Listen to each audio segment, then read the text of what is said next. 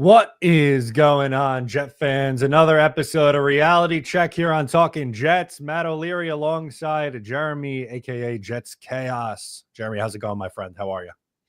Oh, I'm good. More craziness in Jets world. More people overreacting and freaking out in Jets world. So what else is new? Absolutely. What else is new? Indeed. We will get into yet another Woody Johnson bombshell report from The Athletic. We have some Garrett Wilson trade rumors to talk through. We did get, just right as we were going on, Jeremy, we got another info from the Jets on another interview, someone who they interviewed for GM. So I figured I'd pull that up quick, share a quick thought on it. Jim Nagy from the Senior Bowl is the guy that they interviewed today for the GM vacancy. Okay. Well, it's nice to know people are interested in interviewing for the job with what's going on with this crazy owner. Yeah, I think it's funny how when we talk about and judge the GM candidates and how many I see on Twitter and everything and all the I don't like this guy. I like this guy. My buddy Tigo is, our buddy Tigo is like sitting there going, I don't like the guy from Atlanta. He was trash. The guy who took them to the Super Bowl. He built the Super Bowl team, made the playoffs 6 times. And I get him. I get it. Like, I get the mistakes he made and everything like that. But I think it's funny that we're picky as fans, that we act as though we're not the ridiculous joke of an organization that we are. And like the expectation that like top-notch GMs at every organization, if they were available, but like if there was one available, a GM that would make everyone happy, a proven winner, a heavily sought-out GM. Yeah, let me go to the Jets and work for the clowns over there in New Jersey. And also right now too, they could only interview people who don't currently have a position. So like all the assistant GMs that like Mike Bergonzi or Ray Agnew, all the names that we've mentioned at length, you can't interview those guys yet. So this is people who don't have jobs in the league right now. I don't know if Jim Nagy's a realistic contender for the GM spot, but I don't know. I just like that they're talking to a wide range of people here. It would be funny to hear Joe Namath say his name out loud, because he'd be like, well, Jim Nagy. Because he'd say that because the way he used to say Browning Nagel's name, Browning Nagel. But so that would be fun. But other than that, I don't know enough about the guy. He's certainly not super excited, and I agree with you. Everybody has to understand. And we don't know this for a fact. For all we know, they might hire someone. Sure. But like, if we're being logical at all, if we're being reasonable at all as an organization, there's going to be a lot of people interviewed after the season ends, so we shouldn't freak out or flip out. There's going to be a lot more different candidates coming in and talking.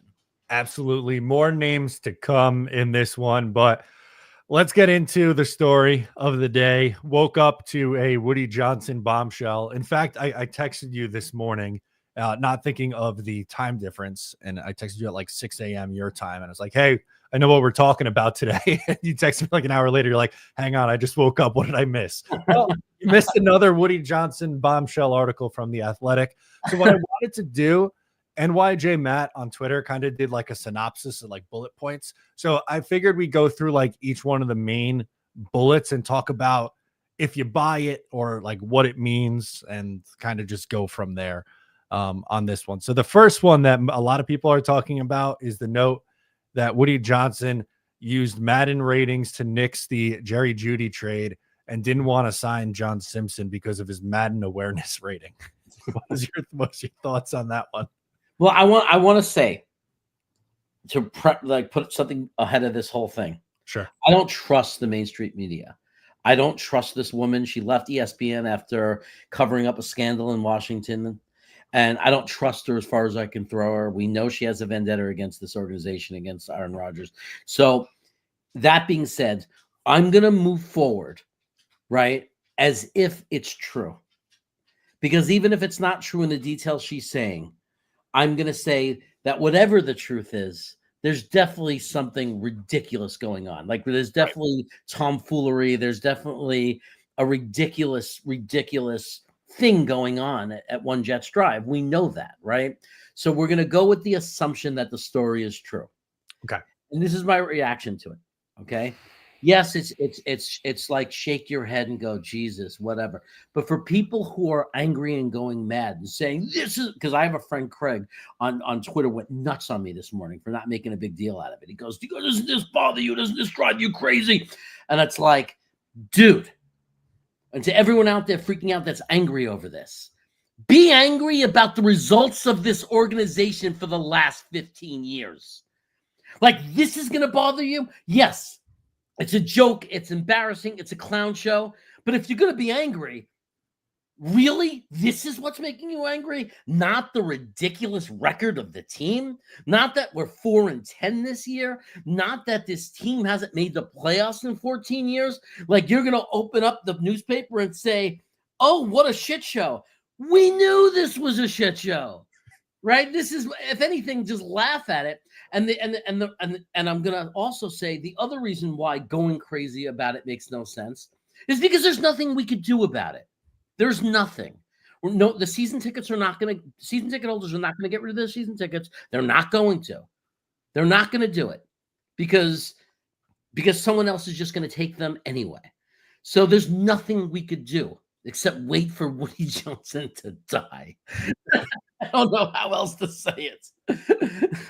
Well, then Brick is going to take over, which is a big theme of this article, but something that I wanted to hit on in this one. Do I think that Woody Johnson's firing up the PlayStation and going, all right, what's John Simpson's awareness rating? We can't possibly sign him. No, but would I put it past Brick or Jack Johnson being like, hey, Dad, Jerry Jeudy sucks. He's a 76 in Madden, and him bringing that up? No, like that seems totally plausible. Again, is that enough for him to be like, I stopped the Jerry Jeudy trade because of the Madden score? No, I think that's a little bit of a leap here. But would I be shocked if like that Woody Johnson mentioning someone's Madden grade or Madden rating to someone in either Douglas or someone in the front office? That wouldn't surprise me. No, I don't think this should surprise anybody. And if he said it as a joke, it wouldn't surprise me. Like, I wouldn't, like, it wouldn't shock me. I mean, because he's that, like, we've seen this clown, right? So even if he said it as a joke saying, did you see his Manning rating? I mean, look, and then one of the things I tweeted about, and probably not relevant, and then people had a point about it, was I don't care about, the last thing I care about is that we didn't get Jerry Jeudy, because that wouldn't have changed anything this year. We've seen that, and that's been very, very clear that wouldn't have changed anything. But the relevancy, obviously, the point is do we have an owner that actually did this and does this, and his kids listen to, his kids telling him what to do based on content providers and videos they're watching?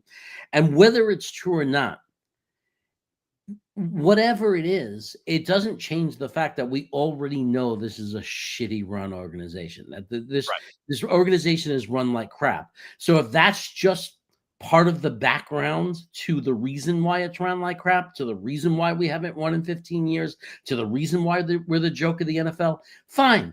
Now we're finding out the reasons and how broken and ridiculous it is. But even without these stories, if you didn't know it's a shit show, what does it take for you to know it's a shit show?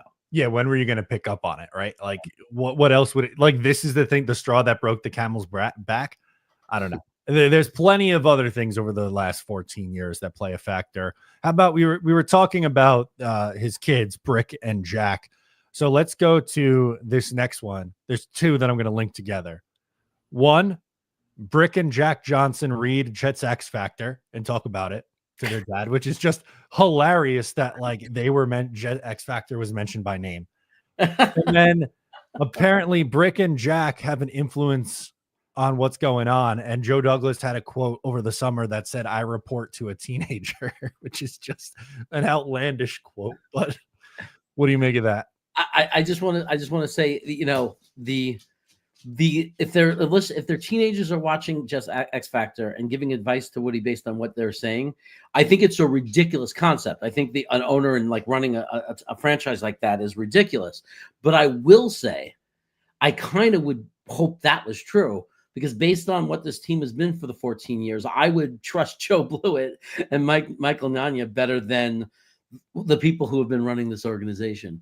So, but obviously, I don't hope it's true in the sense that that's not the way to run football operations. So like having the owner go to the GM and say, you should do this because my kids watch, a YouTube content provider. And Greenbean would say, unless they're watching me, man, we'd be in the Super Bowl. So,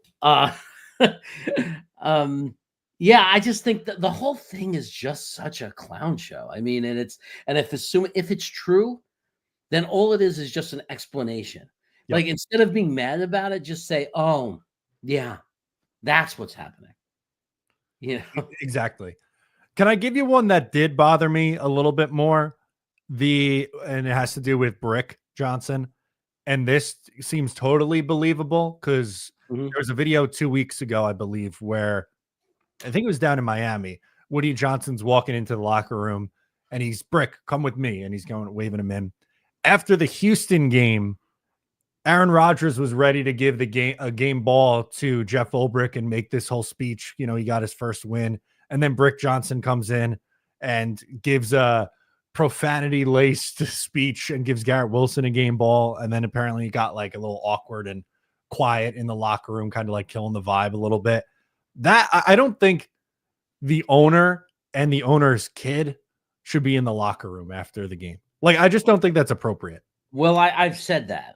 Unless they're there specifically to congratulate the coach on his first win, like specifically, and that's planned and scripted, and tell your son what he might not know, because I would guess that Brick probably didn't know and understand that when a coach gets their first win, you go in there and somebody's going to hand that coach the game ball. Like that's just what you do, right? And obviously he doesn't have that understanding, right? He's a multi-millionaire, billionaire son raised with everything handed and given to him, probably doesn't know shit about anything. So and if it's true, because we're assuming everything is true that we're hearing today, then it's just more based on stupidity than inappropriateness. It's not like it wasn't a stab at Ulbrich. It wasn't a, like a purposeful thing. It was a just ignorance thing. It was just somebody who's very ignorant and who didn't know that, yes, you're excited about the catch. We were all excited about the catch, but the game ball goes to the head coach who just got his first win. Yeah, ignorance is such a great word to describe it. And it's almost like a lack of self-awareness. Like, it's almost like they got to make everything about them when it's like, it's not about you. It's not about, Woody and Brick Johnson right now. Like, let the coach and let the team have their moment. Like, you don't have to go in and, I don't know, and do that. There's another thing in the locker room that was reported that after the 2022 game against Seattle, Mike White threw his helmet. And Woody Johnson told Mike White, quote, "You fucking suck."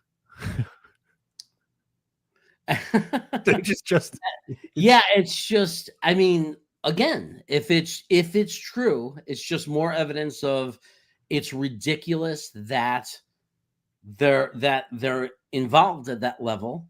And again, there's nothing we could do about it except be bummed out, and that it sucks that we have people in the organization that think this is okay and that we're doing, assuming it's true. It's just, kind of just this, it just adds to the clown show of really what I said earlier. I mean, there's nothing we could do about it except dream about the day that he's gone. And if his kids take over the team, hopefully they sell it. Hopefully, they don't have the same attachment. They don't want the aggravation, and they just, hopefully that they got money on their minds, right? Sell the team for, I mean, who knows, by the time he's gone, maybe they'll be worth 8 billion, 10 billion, the way money is going these days. Sure. And maybe they'll just want to take the money and go away, and if not, maybe they'll use just X Factor as their source and run the team that way. And maybe that'll be an improvement. I don't know. We could hope. I mean, we could hope, but I there's nothing else we could really do about it, because there's no realistic scenario where I see a giant organized protest where all Jet fans stop buying tickets and stop going to the game. We know that's not going to happen. No, that's not a realistic ask. And nor do I think it's fair too. Because as you pointed out too, all right, so someone who has season tickets, they're not going to re-up. Someone else is going to take those tickets. It's not like the stadium's going to be just completely empty. They'll sell out the home opener. And sure, if they stink at the end of the year, like against the Rams this week, they're probably not going to have much of a crowd. But it is what it is. You're not going to be able to get a full like boycott in the stadium. Like you said, that's not a realistic ask here. Right. Yeah. A couple other notes from this. This one I thought was interesting, that Woody didn't want to hire practice officials for training camp.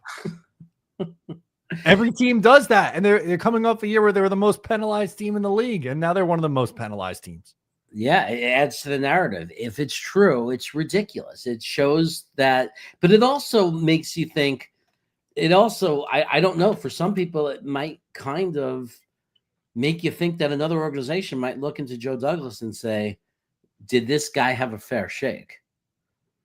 Because, like, what's true, what's not true? Was this guy really a GM, or was he a puppet? Was he stuck doing, like how much of this becomes JD and how much of this becomes, this has always just been a shit show ran by Woody?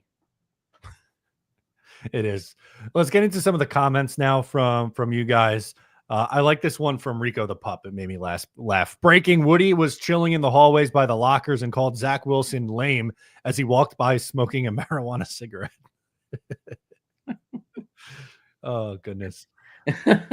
Bino says JD probably so butthurt dialed up Rossini and gave her the juicy info. Maybe JD was the team leak all along. Look, the leaks are definitely annoying, and it's a lot of, I would think it's Saleh, it's Douglas, it's maybe Mike LaFleur, some ex-players trying to save face a little bit. And I think you have to take this in as part of the equation. And like we said at the top, I don't know how much of this is true and how much is, I won't go as far to say fabricated, but maybe exaggerated a little bit for emphasis. But like to anyone who's like, there's no way, like everything's fine at One Jets Drive, is also a really not good way to look at this, because clearly something is terribly off if you're missing the playoffs every single year and haven't had a winning season in 10 years. Look, if this leak is coming from former players or former coaches, or JD or whatever it is, by the way, it's all speculations. People shouldn't say this fact. If you think it's JD, fine, think it's JD. You have no evidence of that. Like people are saying it like it's fact. Let's stop living in a world where we get to just decide what's factual. I mean, it's just, and be at least somewhat responsible, and like say it's an opinion when we think it's an opinion or it's a feeling we have. But I will say this: if it's true, if it's the players or if it's GM, whoever it is, if it's in the locker room and these leaks are real and they're really happening, it's everything Robert Saleh said 4 years ago. The goal when he took over this team is a complete and epic failure, because that goal was supposed to be about a locker room of character. We were supposed to have a culture of character. We were supposed to be ballers, people who love football, people, young men of good character. And maybe that was just hypocritical if he's the leak now, or if JD was the leak, because if the leadership has no character, then the players have no character. Or the players, shouldn't be expected to have character, because how are you going to find people of character if you're not of character yourself? So, the whole thing has just been a disaster, right? The whole thing, it just blew up in our face. And I think you just got to move on, and you control. There's nothing we could really control except watch and root for our team. But maybe the best case, or the best thing we could hope for, is if it's all true, we could hope that Woody Johnson is humiliated and makes the decision to back out and just let whoever takes over the team run the team. Christopher says the leak was and is Michael Carter, the running back. He's no longer here. He very well could have, by the way. Oh, yeah. But there was, so the thing that I was referencing, the Texans post game, there was a quote from an anonymous Jets player. So I'm assuming it's someone on the team currently, if they were in the locker room for the Texans game, said, quote, "It was the most awkward, cringeworthy, brutal experience." Which just, I mean, that sums up watching this team for the last 14 years. But I can't imagine being a player. You just won a game after a bad losing streak. Your interim head coach gets his first win, and the owner's kid comes in giving out a game ball to Garrett Wilson. It's just like, it seems so tone deaf. Well, this is why I would want to see. And if you don't see it, this is probably the reason. If we didn't go after Vrabel, if we didn't go after a guy like Flores, the explanation would be Woody doesn't want a strong person. Yeah. Woody doesn't want somebody that would tell him to get the F out of the locker room, because Vrabel would. Like if he came in and did something awkward or whatever, Vrabel would look at with Brick, he'd look at Woody, he'd say, "Get out of here. Leave my locker room. If you want to fire me, fire me. Like, you know what I mean? There's certain personalities that are not going to tolerate things. And that's why we need someone really strong. We need someone who's willing to walk, willing to pack up their suitcase and leave if the nonsense is there. Willing to say that in the interview, I will not deal with nonsense. Like, I have a reputation. I will not be part of it. If I'm taking this job, the locker room is mine. And the same thing for a GM. We need a GM that comes in and says, if you want me to be the GM of this organization, I am not listening to a thing you say. And if that bothers you, don't hire me. And if it does, and if you say it doesn't bother you and then you try to override me, I'm walking. Or you're going to have to fire me because I'm going to publicly humiliate you. I'm going to tell everybody that you're overriding me because I'm not going to have my name associated to the moves that you're deciding on. Like, if Woody Johnson's going to step in and make a move or decide to make a move, as GM, if I'm a strong GM, a real leader, I'm going to tell him, I'm telling the press it's you because I'm not going to be connected to that move you're making. I like it. Someone with a backbone in here would be nice. Yeah. Which is why two of my favorite candidates are Vrabel and Flores, because I don't think they'd put up with this shit, honestly. Well, we saw that Flores wouldn't, right? They told him to tank. He went public and said, they're telling me to tank. They can go F themselves. Right. But Yeah.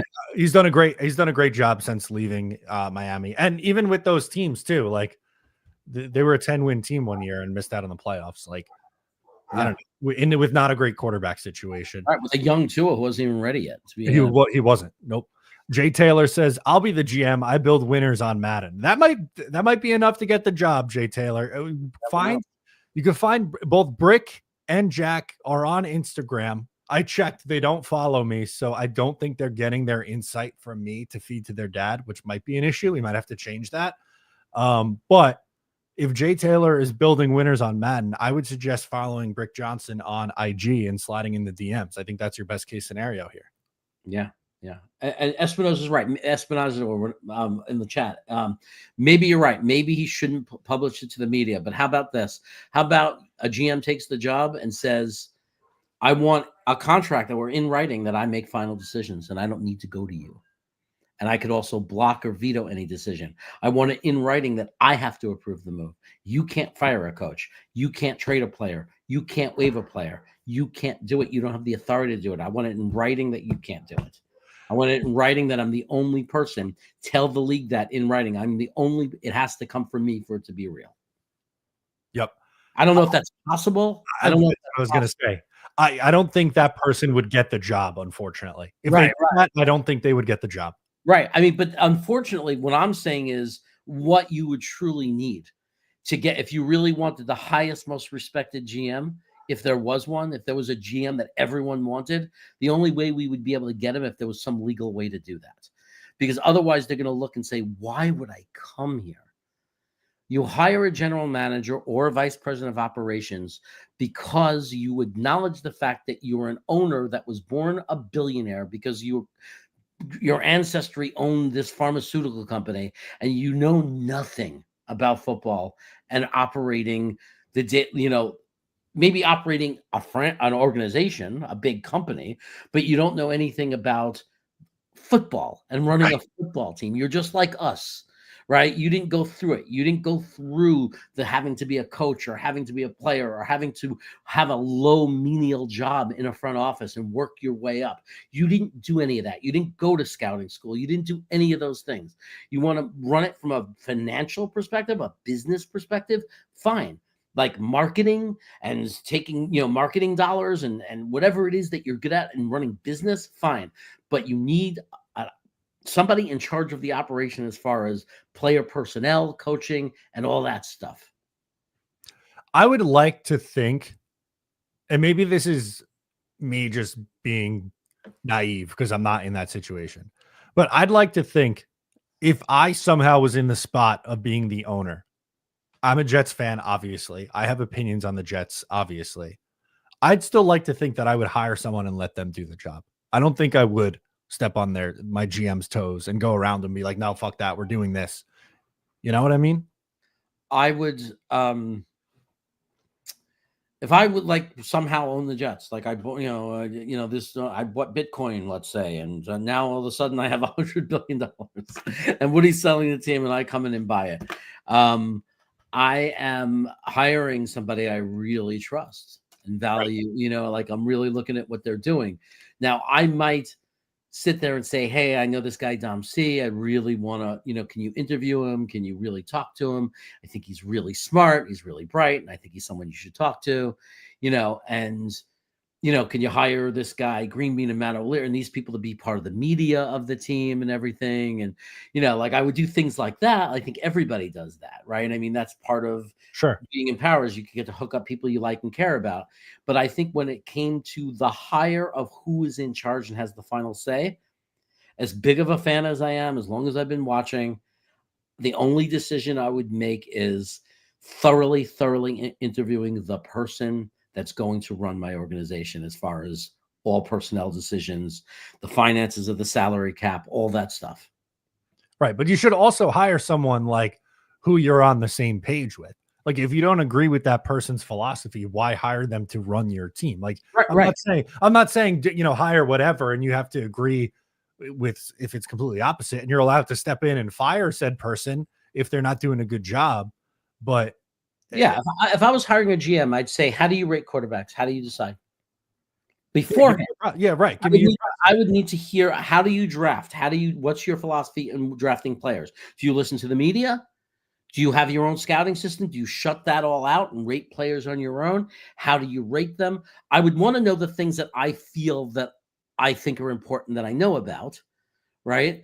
But at the end of the day, I mean, if you get me a GM that comes in, because I would have a reputation as somebody, and I make it very clear, I'm not going to, once I hire you, it's your job, and I'm never going to bother you about that, except I'm going to look at your performance year after year and decide if you're succeeding or not.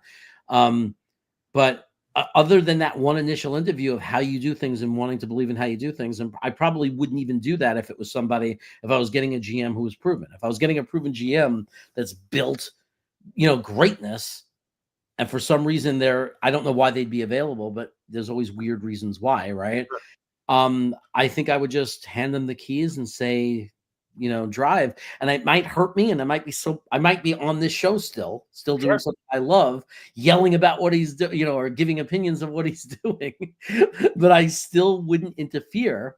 I would trust him and wait for the results. And if the results were good, yay. And if they're bad, then I have to decide what my move is going to be. You're saying no way we would all be Woody, but that would be bad.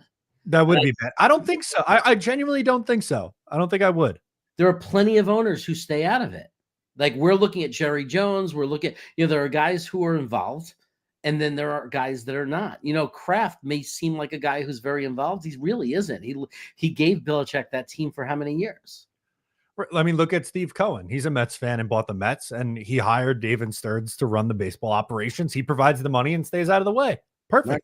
Plenty of owners are able to do it. It would be really hard for me. There's no joke.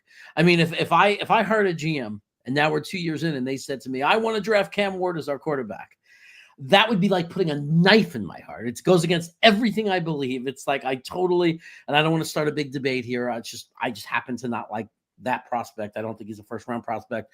That's just my opinion. Sure. But it would kill me. It would kill me. It would be so hard. I'd be like, oh my God, oh my God, oh my God. But if I promised the guy that, if I hired this well-respected GM and I'm not going to interfere. I'm just not going to interfere. I can't, because I gave him, I'm not going to get involved. I told them that they would come in and have full autonomy. That's what Peter S. is saying here. I wanted to pull that up. So many leaks on this sinking ship. I want a new owner so bad. At this point, it probably won't happen before Woody dies. Yeah, that's just it. There's nothing we could do. So you could lose sleep over it. All today is, if today's articles are true, all it is an explanation. That's all it is. It's like, and if you go to any company, if you go to a restaurant that's not doing well, we watch it. You could watch it on Bar Rescue or Hell's Kitchen, whatever, with Gordon Ramsay, right? Those shows, right? The restaurant is doing crappy. They're going out of business. They go in there, and what's uncovered?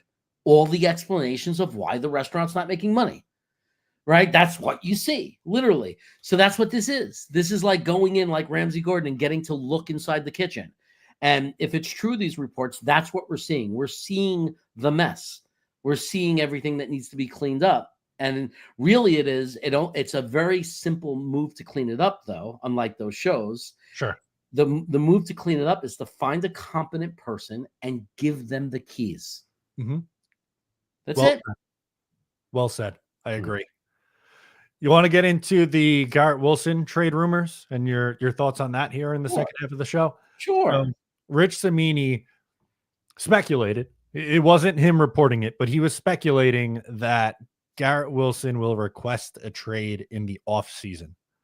What was your reaction to that? We'll start there. And then we also have Garrett Wilson was asked about it today. So we'll play that in a little bit as well. Okay, so it would suck, right? It would be disappointing. Again, Main Street media, it's all speculation, right? He's talking. Oh, I talked to his friend. His friend said he might be. Look, but I do know there's a danger of it. Like we all sense that, because if you were Garrett Wilson, wouldn't you be looking probably to leave at some point? The way this is being run, the way this organization is being run, we're holding him back. And I believe that based on what we've seen of him, the numbers he's putting up, considering the situation and what he's had to deal with, and like with this team and it's nothing short of remarkable. He is in a different situation. He might be in the same sentence as Justin Jefferson, and CeeDee Lamb and Tyreek Hill, and he might be. I'm not saying it's definite. He might be in that conversation. Like the way we see Saquon Barkley getting out of the Giants and going to Philly, and you see what's happening with him. So to me, it would just be really disappointing. Obviously, I think most of the fan base would agree. We're not even interested in talking about the scenarios of what we'd get for him. I think we none of us want to lose him. No. It's so hard to find a player of this caliber. We never get to have it as Jet fans. And if we're going to fix this team, if moving forward and eventually find the quarterback of the future, I think all of us want Garrett Wilson to be that guy. That's that quarterback's target. He is about to have his third straight 1,000-yard season to start his career. We have not seen a Jet do that. This is new territory for us. He's on pace for just over 1,100 yards. Everyone going into this year was super excited to watch him with Aaron Rodgers. And I think, from a statistical standpoint, maybe we thought Garrett would have more yards than what he's on pace for. But this is yet another guy who's produced in not a great offensive situation. And he's still not even 25 years old. Like, if you're trading Garrett Wilson, and let's say you get a first-round pick for him, right? You're hoping. That's what I mean. One, that's not enough. I agree. But if you're then taking a wide receiver in the first round, you're hoping that guy turns into Garrett Wilson. Right. So why not just pay the guy that you have? Give him the market has been set by Devontae Smith and Jalen Waddle. He's probably going to get $28 to $30 million a year for 4 years. I am more than comfortable doing that for one, Garrett Wilson, the player, but also Garrett Wilson, the person. Like, that's the exact kind of player that I would want to build my team around. He hates losing more than anything. He wants to win. He has a desire to be great. He's not just going through the motions and like, oh, I'll get my paycheck, everything will be fine. This takes a toll on him. So a part of me gets the idea where Rich is coming from, saying he doesn't like the losing and wants to get out of that. But I also think he's the exact kind of guy that you want around here. So if I'm the GM, if I got hired, the first thing I do is say, Garrett, I'm going to give you 4 years, $120 million, $30 million AAV. Be here, be the reason why we turn this around. I would offer him 5 if it got it done. And I know that's risky, and I know in this sport that's a difficult thing to do, but given on his age, given his durability and his toughness, if it was that and between losing him, I would do it. There's no trade that makes me happy. I understand if he wants to leave and he's not going to be happy and he's going to leave after free at some point and he's going to be a problem and it's going to be a distraction. I understand that there might be no choice and it might have to happen. But even if it was 2 first-round picks, which I don't know if that's even reasonable. I'm not good at valuing what you would get for players. I'm not good at that at all. I'll admit that. I usually ask Don C. I'll even ask 𝐒𝐿𝐵𝐞𝐞 before I go by my opinion. I'll ask 𝐒𝐿𝐵𝐞𝐞. That says a lot. No, I'm just joking. 𝐒𝐿𝐵𝐞𝐿's great, but I don't even know. Even if 2 first-round picks, as amazing as that is, I would still feel like crap. Even with that, even with a crazy haul, even if some team overpaid the hell out of it and we got a whole haul of picks, I would still feel like crap because, like you said, I don't care that we have to pay him. It's so rare for us. Like, he's special. We have a special player, and letting them go even for 2 first-round picks, you don't know those picks are going to pan out. 1000%. It's a crapshoot. You have no idea. Let's play the clip from Garrett Wilson today. We'll react to it and then get the comments up on the screen and see what you guys are saying in the chat. Here's what Garrett Wilson had to say when he was asked about playing with the Jets in the future. If the Jets approach you with a contract extension, would you like to stay here long term? I don't know, man. I just do whatever, whatever, go about my day, however, figure my feet at, and if they do it, I would be a blessing. That'd be awesome. I love the Jets. At the end of the day, they were the ones that believed in me. So yeah, but yeah, I can't be worrying about all that. Just gonna finish these 3 games the right way. But I don't know, man. I can't be looking into all that right now, Now, some people are disappointed in his answer because it wasn't definitive, but I look at it, and maybe I'm the naive one for looking at it this way. I think Garrett Wilson is very literal and wants to finish these next 3 games before he worries about the contract or anything like that. I think he likes the Jets. I think he likes being here. And I think he would take a contract extension, but they still have 3 more games left to play. He's worried about the Rams right now. It's really hard to read into things he says because you could tell not only by his agent, but by his dad, he is very well trained. Like, he was taught and raised very well. He was taught to, you focus on the season. You don't get, you don't get involved in all that other stuff, and it's hard to know. It's really hard to know. I know we all wanted to say that's baloney. I don't know where that came from, but there was I love the Jets in there, right? In that answer, my stomach was turning, and then I heard, I love the Jets. Yeah, but you have Wild Wave here going, he's gone, and Rusty Spooner saying he's going. I don't know how how did you draw that conclusion? Is my question to those guys. Yeah, I mean, it's their opinion, right? I mean, they have a feeling. Before he said, I love the Jets, right as he was talking in the very beginning, the first sentence, I was like, oh, he's gone. That was my he's gone. And then he said he loves the Jets. I said, oh, okay, maybe not.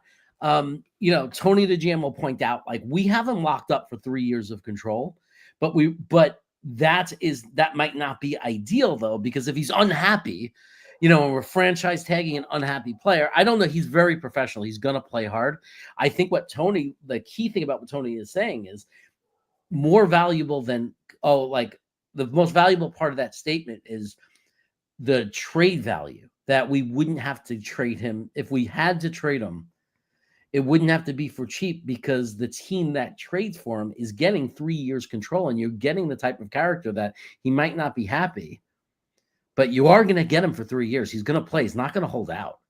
He's going to play the 3 years. If you don't extend him, he's going to play it. So at least there's that. But I hate having to talk about it. Like, the thought of losing him is, we have a WR1 checked off. You know what I mean? It's like Will McDonald, speed pass rusher, check. Edge, check, yay. It's like wide receiver 1, check, yay. Left tackle, check, yay. I don't want to lose one of those. CB1, check, yay. Like, the one good thing about this team, one of the good things we can feel good about is it's not just that we have talent. We have some special players. It's in critical positions that are very hard to fill. WR1, edge, these are cornerback. These are positions that are not easy to fill. Left tackle, like, these are critical key positions. Right now our problem is quarterback, like, for the future. Maybe not next year, but the future of the organization, quarterback. But hey, join 27 other teams, right?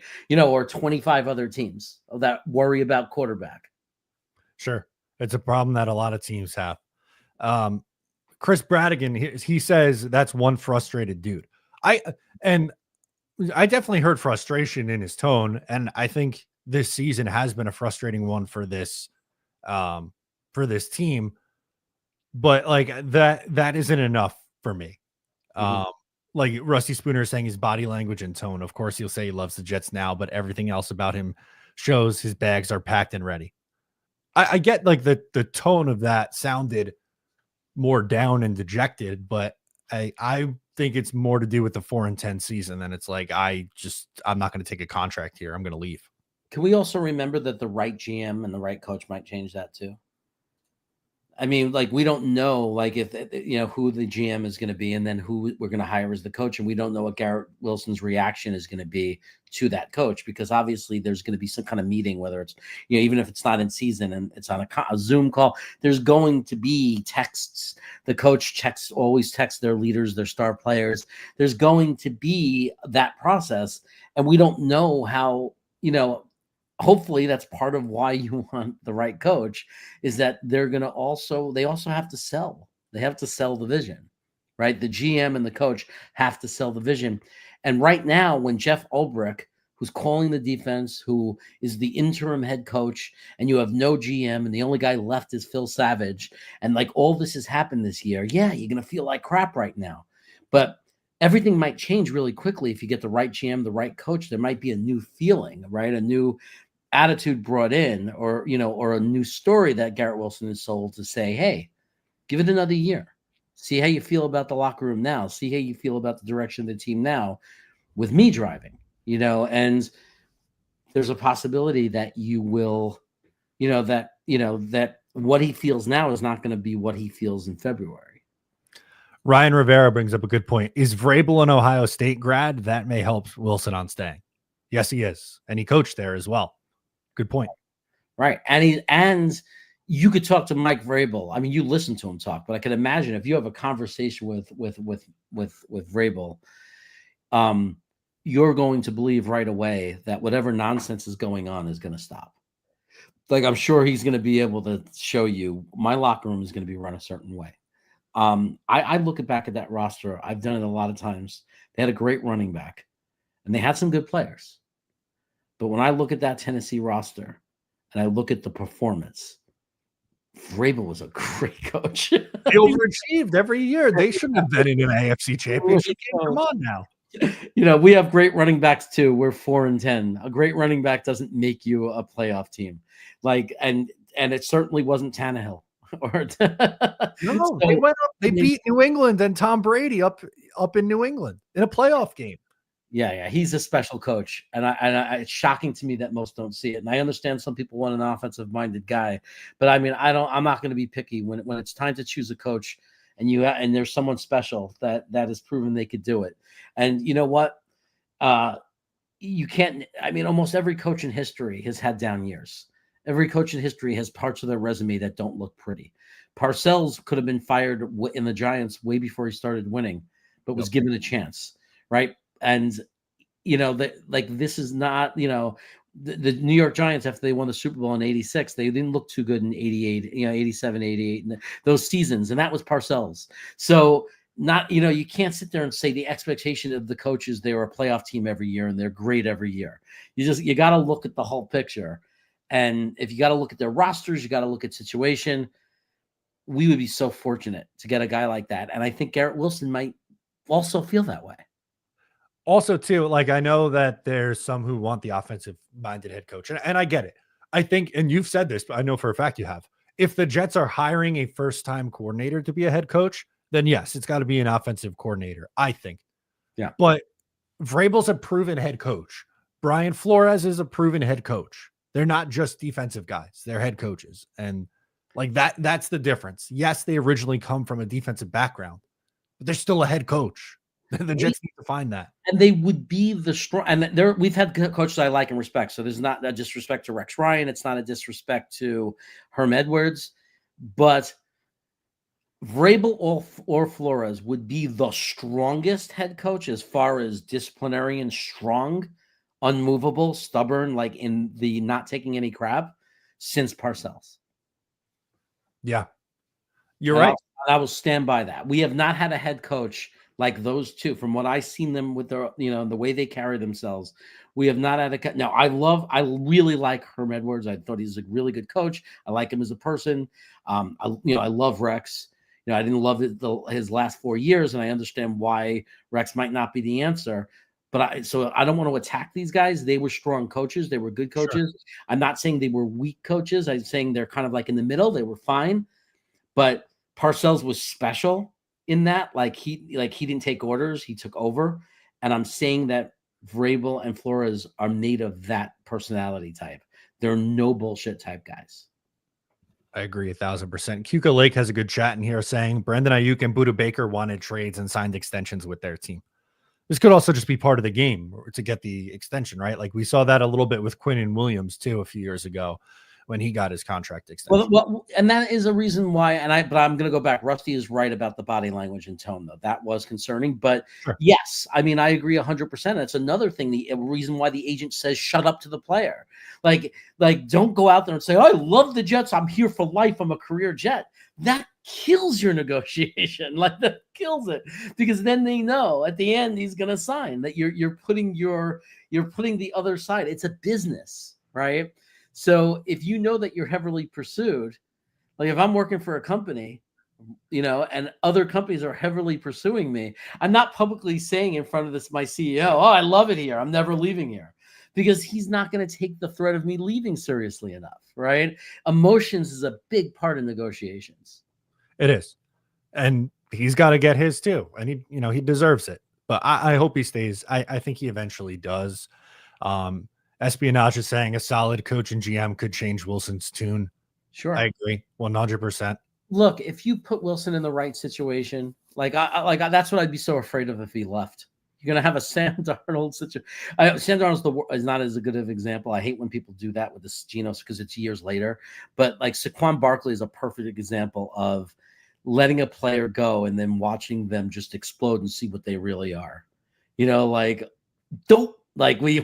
had somebody that was, and I don't know if people are going to be really willing to trade what he's worth because of that, because there is this factor of if he was in the right situation, he only gets 1,100 yards. He would get 15 if only, because that's not the same as Tyreek Hill, who is actually doing it.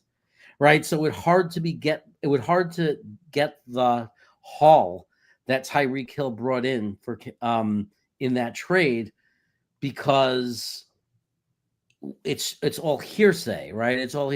I mean, I think the stronger part is Tyreek Hill. You had to pay $30 million right away, right? So you had to pay the money and you had to give assets. Whereas with Garrett Wilson, you have team control for 3 years, so you have a lot more flexibility in the money part. So it would have to be in what you're offering for him. But again, draft picks are just throwing darts.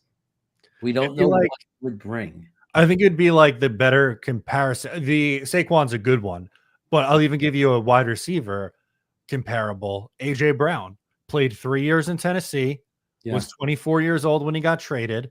Mm-hmm. In Philly, his first year, 1,496 yards, 11 touchdowns. Second year, 1,456 yards, 7 touchdowns. This year, through 11 games, 946 yards and 5 touchdowns. And there you go. Yeah, you think Tennessee's happy about that trade now? No, they drafted Treylon Burks. Do you want to do that instead? You trade Garrett Wilson and take Treylon Burks? Right. So now you got Burks, who we liked, and everything, but you're just always rolling dice with guys. You don't they might be good, he might be fine, but is he a premier WR1? Is he a top 10 NFL guy? I believe Garrett Wilson is. I do as well. He's been awesome this year. Very, very pleased. How many times have we seen him wide open where he doesn't get the ball thrown into him, or open and the ball's 5 yards over his head? So his numbers would be much higher if and I'm not trying to take shots at Rodgers. It's been better than it's been. Sure. But at the same time, I'm not going to lie. There are quarterbacks right now that if they had Garrett Wilson as open as he is, as often as he is, his numbers would be a lot higher. Yeah, he probably should be a 1,500 guy this year, but he'll likely be closer to 11 or 1,200 because there's plays left on the table, unfortunately. Ricky says, real fans should know that Wilson's tone and body language is usually like that. He's typically consistent, never too high or too low. Clearly, he's frustrated with the way his career has begun. I take his tone as frustrated. I took it as frustrated, which I think is fair. Yeah, I mean, look, I mean, look, I think that the way to describe it was perfectly by you, Matt. I think it was not maybe what we would hope.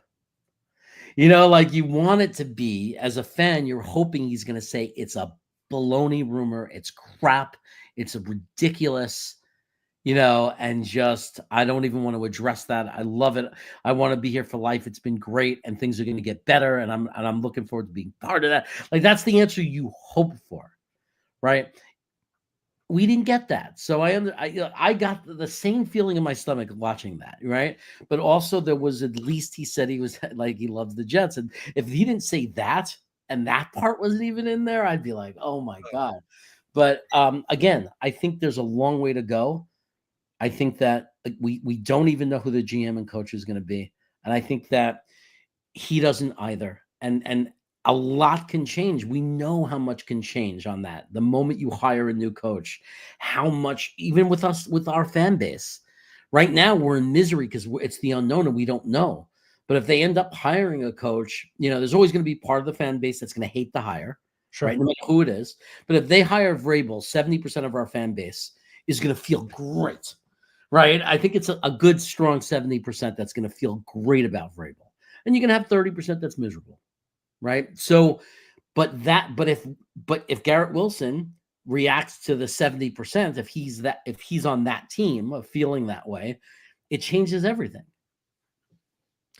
It does. It definitely does. We have a clarification report from Brian Costello on the Woody Johnson Madden ratings. If we want to close the show with that, I thought maybe we could go back to that. I know we're working backwards here, but I thought it would be interesting to look at. So he said, here's my understanding on Jerry Jeudy. After speaking to several sources with direct knowledge, Woody Johnson did not kill the trade. The Jets' offer was a fourth and Allen Lazard. The Broncos did not want Allen Lazard. Did Woody bring up Madden ratings? Yes, but not as a reason to nix the trade. That kind of tracks with what we were saying, that we wouldn't have been surprised if Woody Johnson did at some point bring up Madden, but not him being the one to kibosh the trade, if you will. Yeah, I mean, look, it's like nothing would surprise me when you look under the covers, and it's like it's irrelevant. People were saying, "Oh, well, with this in the article, I would have been happy. Woody was right. Woody was wrong." It doesn't matter. It's all bad. It's all bad. It doesn't matter if he was right or if he was wrong, because he's going to be wrong about things, right about things, just like us. We would be wrong and right about our opinions. You pay a GM to manage your football team. There's a plan, and you want to stick to your plan. You don't want emotions to be in there, and anything Woody was doing was emotional. The firing of Robert Saleh, whether it was wrong or right, whether he deserved to be fired or not, the reason was wrong because the reason was emotional. And it's never okay. It's never the right thing. Even if it somehow sometimes works in that instance, overall, making every decision and running an organization on emotion is not what you want, right? Like great teams, I'm telling you, Baltimore, Pittsburgh, Green Bay, teams that have been winning for decades. I promise you, when you go under the cover, it's not going to look like that. It's going to be about calm, well thought out decision-making. That's what you're going to see when you look at winning organizations. Yep. Oh, and this is it. This is our guy. Here he is. Brick Johnson with the football, giving the game ball to Garrett Wilson. That's our new GM. That's it. Running the show. That's our future right there. Get a good look, Jet fans. That's all you got, because he's worked hard in his life, people. Like he's had to work hard. He's earned all that knowledge and everything. Sitting in the owner's box. Oh no. Probably with the headset on. I mean, look, I don't know the kid. The kid might be brilliant. Like I actually admire the fact that he watches X Factor. I mean, in the sense that, like, I mean, at least he's not giving him advice based on the mainstream media. At least he's not going over and saying, well, Mel Kiper said. I'd rather have him saying Joe Blewett said. Or, so I don't know. What can you do? But he might be the future of this organization. I mean, Brick might be our guy for the next. Yes, Curtis says only 70 more years. Oh God, yeah, it'll go from Woody right down to Brick. Brick will be like 26 when Woody Johnson finally croaks, and he'll have it for I another. want to be careful about what I say about him, because what if Brick does use the YouTube content providers and suddenly you and me are in a position to help the Jets make decisions because Brick's watching us and he's going to go tell Woody what we're saying. So I kind of not want to insult him too much, because I don't know. That would be kind of cool if we, like if we find out Woody was told he should do everything he can to keep Garrett Wilson, and that his numbers would be off the charts, and he used AJ Brown as an example. Well, I have some insider info on Brick that I can share with you. Not that I know a ton about him, but something that one of the few people that I do know inside the building did say that Garrett Wilson is Brick Johnson's favorite player. So that might bode well for the Jets in negotiations, right? Yeah. Be like, Dad, this is my favorite guy. You can't let him go. Oh, yeah, that's right. He gave him the ball. That was the greatest catch I've ever seen. So he's probably telling his dad, you can't let this kid go. Tell him you're going to pay him whatever he wants. Yeah, $32 million. Give him the keys to the Bentley. You know? So that we'll spin that into a positive here at the close of the show. Is Brick Johnson's favorite player, to my knowledge, is Garrett Wilson, which makes sense because there's a story of him giving Garrett Wilson the game ball. They follow each other on Instagram, and I was told that Garrett Wilson's his favorite player. So my prediction, he stays and signs a contract. Woody doesn't want to disappoint his kid. Yeah, either that or it's going to be a tremendous trade haul. Like it's going to be a crazy amount of picks, something that's going to soothe the pain a little bit. But honestly, if I had to predict, I say that Garrett Wilson is our WR1 next year. I agree with that one. This one, I just wanted to bring up one more. Ryan's made me laugh. Said, can you imagine Bill Parcells allowing Woody's kid to address the team? Yeah. That never happens. I mean, that's what I've been saying. That's what this organization needs. I mean, we just have to, like, that's why we need a guy like Mike Vrabel or Flores. I really like Flores too. I agree with you. I look at Flores and what he did in Miami, and nothing looks bad to me about what he did there. Yep. All right, guys, that's going to do it for us in this one. Make sure to subscribe to the channel here. Subscribe to Jeremy and myself as well. I'm Matt O'Leary, and we'll catch you next time. Oops. There we go.